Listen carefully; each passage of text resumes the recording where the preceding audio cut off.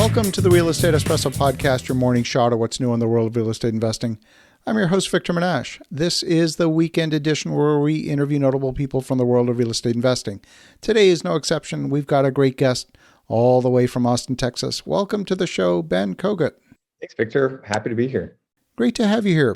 Now, Ben, you are deep in the world of commercial real estate, not just in your local market.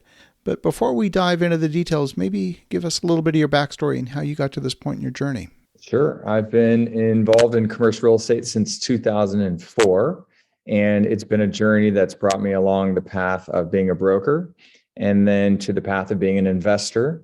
And now I'm full-time professionally raising capital for our commercial real estate syndications. And so our niche is buying retail, office or medical office buildings and industrial properties around the country. We syndicate them one deal at a time, and they're typically anchored by high credit tenants with long-term leases. And we just finished our 66th deal. So we're growing pretty fast. I love that. So the office and commercial market is one that's been certainly making a lot of headlines, especially over the last 2 years. We've seen vacancy open up in a number of segments. Certainly the work from home movement is alive and well. Now, if you are in the medical and medical office space, doctors are not working from home. You still need to go in to visit the doctor, and those folks are not going anywhere. How have the last 2 years changed your strategy, if at all? Yeah, sure. So it has created a lot of opportunities for us to acquire office buildings and shopping centers for that matter. There is this, what we're seeing is a false assumption about the office space. And so that has allowed us to buy, assets that typically would be selling probably somewhere between a 7 and an 8 cap. We've been buying them for better than a 10 cap. And what all of these deals that we specialize in buying, what they all have in common are very high credit tenants with long-term leases. And we define that a long-term lease is something longer than 5 years. So throughout the pandemic, they've continued to pay rent, whether their employees showed up or not. And now what we're seeing is that people are continuing to show up. But also, for example, at the end of last year, we bought an office building that was occupied by a company called Jacobs Engineering. And they are the largest subcontractor for NASA.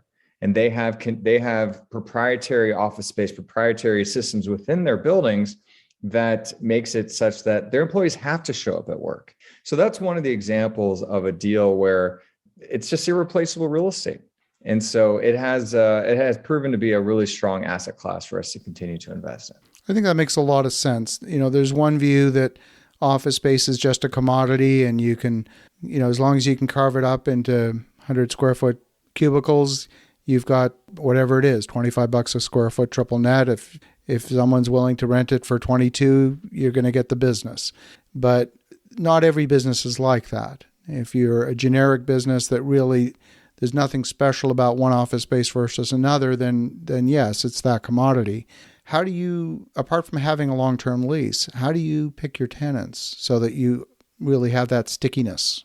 Yeah, sure. So the tenants are typically such that it is either impossible or very, very expensive for them to relocate. So aside from that, Jacobs Engineering, and aside from obviously dental offices and medical offices and just large office tenants that have very, very cheap rent, that would be next to impossible for them to move somewhere else to replace that rent at a cheaper rate. We've been very bullish on suburban office spaces where you're in a building that is either single story, maybe a 2-story building. And we've not been buying downtown office buildings where people are forced to go into an elevator and kind of work their way up into their spaces. And so we look for office tenants that have strong unit economics and have strong commitments to those particular locations. And there's a variety of reasons for them to be in that location. And if we are convinced that they're not going to go anywhere else, then we're happy to buy that property. That makes a lot of sense. Now, at a certain point, if vacancy opens up in the marketplace, let's say the downtown opens up and you get, 20% vacancy, how does that ultimately affect you in terms of tenants demanding leasing incentives and things like that in order to even maintain their current lease? So typically, being that we're buying suburban office buildings, the rents in general are going to be cheaper than a downtown office building. So we attract groups that either want cheaper rent or they want more space for the same price. So we're seeing a lot of groups that are more willing to go out into the suburbs. And so those are a couple of ways. And then just building relationships with our tenants, making sure that we take good care of them across the board. And that's been a winning recipe for us. I love it. What are your thoughts on the co-working movement? A lot of people view the co-working movement as a growth strategy. I actually view it as a shrinkage strategy because people are giving up their office space often to go into co-working. Is it something that you see as alive and well? Do you see it as a fad? What are your thoughts on it? Yeah, I think that it's not what we invest in, but having said that, I think there's a lot of people that benefit from having the flexibility of co-working space. I think it helps build community. I mean, personally, I think that people are sick and tired of Zoom. And so I think that co-working or multiple uses of space is definitely the future, and it's here to stay. I love it. So if you fast forward over the next 12, 24 months, where do you see the opportunities? We've seen a lot of businesses experience a tremendous amount of distress. Do you see more deals on the horizon? Do you see the market tightening up? What would be the impact of rising interest rates? What are your thoughts? Well, what I'm seeing right now is significantly more capital than deals. So every deal that is being put out there, put out on the market is having multiple offers. It's a very competitive market. And so what we do to differentiate ourselves is we know what we're looking for. And then once we see what we're looking for, and we'll look at, our acquisitions team looks at between 800 and 1,500 deals every week. Out of that, about 16 properties will fit within our criteria. We'll make 16 offers a week, and about 1 out of 16 properties we're able to actually successfully put under contract. So it's quite the deal funnel. And typically there is still sellers that are motivated for reasons that are unrelated to the asset. And I'm not exactly sure why, but I think psychologically, we're typically the first offer, and psychologically, oftentimes we win the deals because we're the first offer in. And so we're ready to go. And so that's been a way for us to really uncover opportunities, really simply making a lot of offers. And so that's one thing. You asked a bunch of questions in there. Rising interest rates, sure, that's going to put pressure on the ability for people to justify the really, really tight cap rates, because the spread between the debt and the returns are going to start shrinking. And there's going to be a lag between what the seller's expectations are and what buyers are. And so I think that is going to create, frankly, more opportunities for companies like us to go out there and pick up deals, because we are not as tied. I mean, we do borrow money to buy deals, but since we syndicate, meaning we raise money from a bunch of individuals, we have more flexibility in the way that we structure our deals.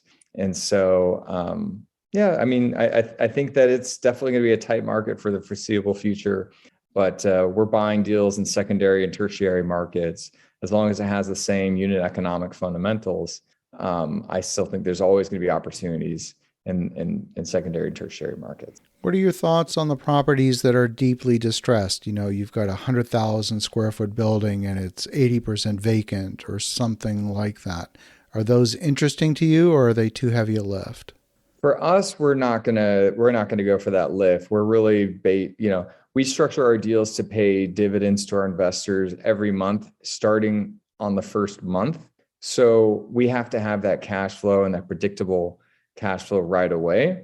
Having said that, like, our deals sometimes have value add components to it, but as long as there's that chunk of cash flow that's coming in so that we can pay our investors in our debt every month, then we're good to go. But yeah, those value add deals, there's certainly, a lot of creative things happening in the market, but it's just not our particular business model. But there's always opportunities for value add deals. Fantastic.